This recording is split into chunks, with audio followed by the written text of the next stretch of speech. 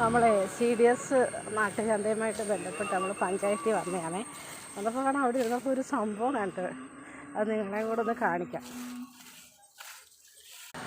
വേഗണ്ടോ ആട്ടിൻകാൽ കിഴങ്ങെന്നറിയപ്പെടുന്ന ഇതാണേ.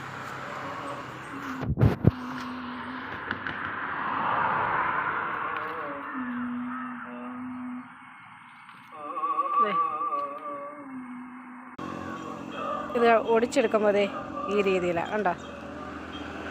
കാലുവേദനയും മുട്ടുവേദനയും ഇങ്ങനെയൊക്കെയുള്ള അസുഖങ്ങൾക്ക് ഒരുപാട് ഔഷധ ഗുണമുള്ളതാണെന്നാണ് പറയുന്നത്. സൂപ്പ് വെച്ച് കഴിക്കുമെന്നൊക്കെയാണ് പറയുന്നത്.